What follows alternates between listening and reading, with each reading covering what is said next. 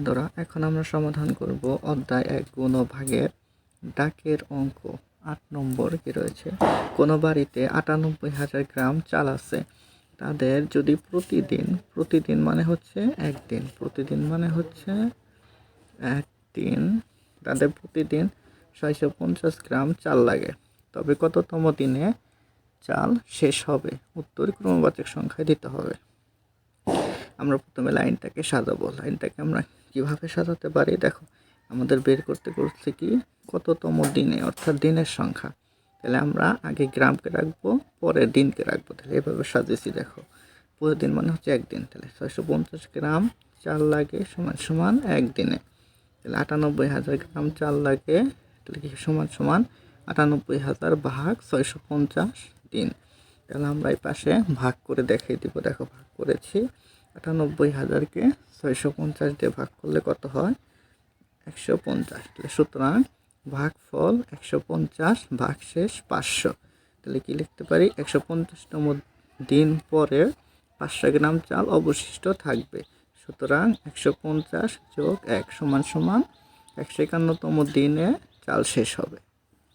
Number 9, একটি বই তৈরি করতে 138টা কাগজ লাগে। তাহলে 70,000 কাগজ দিয়ে কয়টি বই তৈরি করা যাবে? এই অঙ্কটা আমরা কীভাবে করব? দেখো, সমাধান। 138টা কাগজ লাগে সমান সমান একটি বই তৈরি করতে। তাহলে 70,000 কাগজ দিয়ে বই তৈরি করা যাবে। 70,000 ভাগ 138।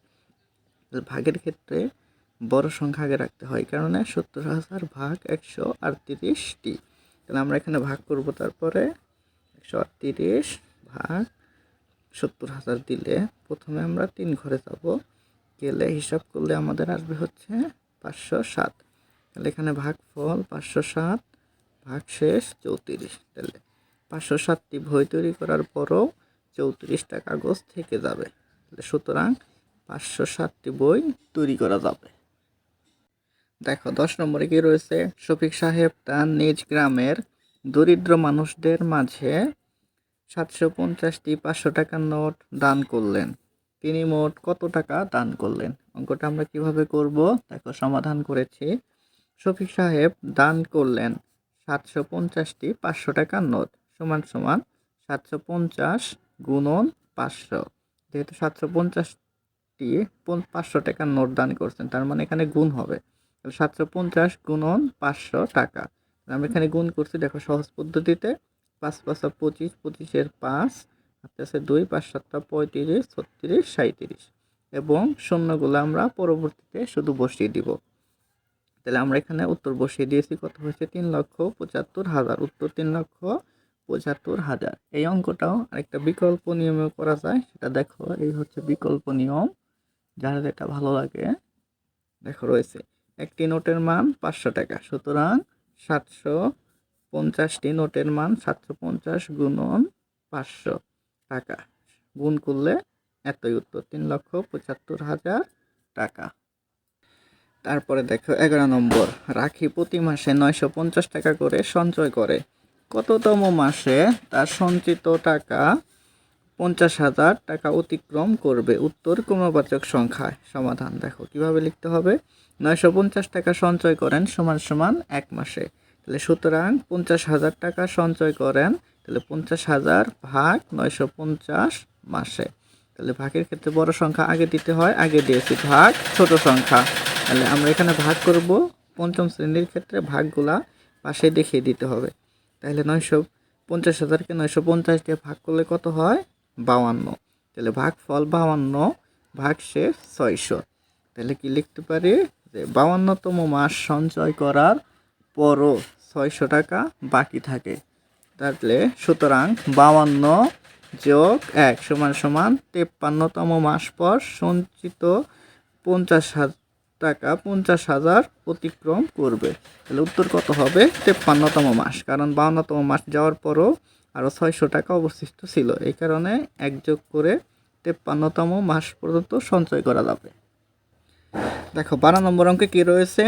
আসাদ মুরগির খামার করার জন্য 345টি ব্রয়লার মুরগি 250 টাকা দরে ক্রয় করলেন। দরে ক্রয় করলেন মানে একটা করে, একটার দাম হচ্ছে 250 টাকা করে। এতে তার কত টাকা খরচ হলো। দেখো আমরা তাহলে উত্তর এটা কিভাবে করতে পারি। দেখো আমাদের বের করতে বলছে কি তার কত টাকা খরচ হলো। তাহলে এখানে কি লেখা আছে যে 250 টাকা দরে ক্রয় করলেন, মানে দরে মানে হচ্ছে একটি হচ্ছে 225 টাকা দরে ক্রয় করছেন একটা করে। তাহলে আমরা কি করতে পারি, আমাদের বের করতে বলছে কি টাকার সংখ্যা। তাহলে আমরা টাকার বের করতে বলছে কারণে আমরা কয়টা সেটি এক পাশে রাখবো, টাকার সংখ্যা ডান পাশে রাখবো। দেখো কি লিখছি, একটি ব্রয়লার মুরগির দাম 250 টাকা। তাহলে সুতরাং কতটি গোলা মুরগি কিনছে, দেখো 345টি। তাহলে 345টি ব্রয়লার মুরগির দাম, দেখো একটির দাম যদি 225 টাকা হয় তাহলে 345টির দাম অবশ্যই বেশি হবে। যেহেতু বেশি হবে এই কারণে এখানে গুণ হবে। তাহলে 345 গুণন 225 টাকা।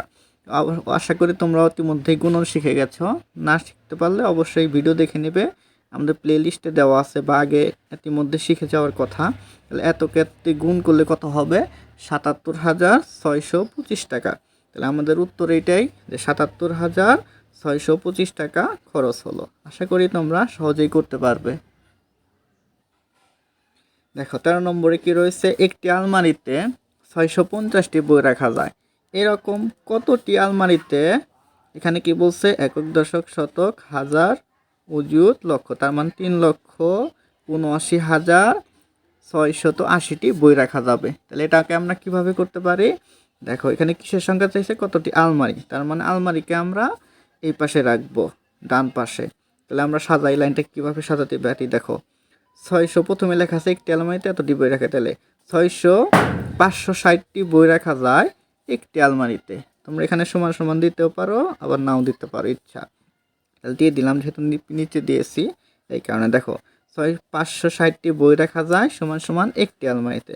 তাহলে সুতরাং 3,76,980টি বই রাখা যায়। দেখো আমরা এখানে কি করছি, ভাগ করছি। ভাগের ক্ষেত্রে কি করা লাগে, বড় সংখ্যা আগে দেওয়া লাগে। তাহলে আমরা বড় সংখ্যা আগে দিয়েছি, ভাগ 560 দিয়েছি টি আলমারি। তাহলে সুতরাং ভাগ করলে কি হবে, দেখো ভাগ করলে 678টি আলমারি বেরোবে। তাহলে ভাগ করলে এই যে দেখো 678 বেরোয়েছে, তার মানে এটাই সংখ্যা। তাহলে 678টি আলমারিতে আমাদের মোট এই যে 3,76,980টি বই রাখা যাবে। আশা করি তোমরা বুঝতে পারছো। আমার গুণ ভাগে ভুল হলেও সমস্যা নেই, তোমরা তোমাদের মতো করে নিজেরা করবে, নিয়ম একই। দেখো প্রথম অধ্যায় 14 নম্বর সমাধান করব এখন আমরা। দেখো কিভাবে সমাধান করেছি, আগে প্রশ্নটা দেখে নেই। একজন পেঁয়াজ ব্যবসায়ী 1880 টাকা দরে 1264 বস্তা পেঁয়াজ ক্রয় করলেন। তিনি প্রতি বস্তা, তার মানে হচ্ছে এক বস্তা, প্রতি বস্তা মানে এক বস্তা, প্রতি মানে হচ্ছে এক, বস্তা মানে তো বস্তা, তাহলে প্রতি বস্তা পেঁয়াজ 2150 টাকা দরে বিক্রয় করলেন। তাহলে কিনেছিল কত করে, 1880 টাকা দরে, বিক্রি করছে 2150 টাকা দরে। দেখো ক নম্বর প্রশ্নে বলছে পেঁয়াজ ক্রয় বাবদ তার কত টাকা খরচ হলো। দেখো আমরা তাহলে প্রথমটা করি। দেখো এখানে কি লেখা আছে যে একজন পেঁয়াজ ব্যবসায়ী 180 টাকা দরে এত বস্তা পেঁয়াজ ক্রয় করলেন। আমরা একটু আগের অঙ্ক সমাধান করার সময় বলেছিলাম দরে মানে বোঝাই হচ্ছে যে একটা, প্রতিটার দাম, প্রতি বস্তার দাম হচ্ছে 180 টাকা। তাহলে আমরা লাস্ট সাইন সাজেছি। দেখো এক বস্তা পেঁয়াজের মূল্য 1880 টাকা। সুতরাং কত বস্তা ক্রয় করেছেন, 1264 বস্তা। তাহলে এখানে দিয়েছি 1264 বস্তা পেঁয়াজ ক্রয় মূল্য 1264 গুণন 1880 টাকা। এখানে তোমাদের গুণনের ক্ষেত্রে আগে পরে দিলে কোনো সমস্যা নেই, তোমরা 1880কেও আগে দিতে পারো অথবা 1264কেও আগে দিতে পারো। দেখো গুণ করলে আশা করি তোমরা ইতিমধ্যে শিখে গেছো গুণন। গুণন করলে কত হয়, একক দশক শতক হাজার অযুত লক্ষ, তার মানে 23,76,320 টাকা। তাহলে উত্তর কত, 23,76,320 টাকা। ওকে দেখো পরের প্রশ্নটা কি রয়েছে, দেখো আমরা পরের প্রশ্ন দেখি।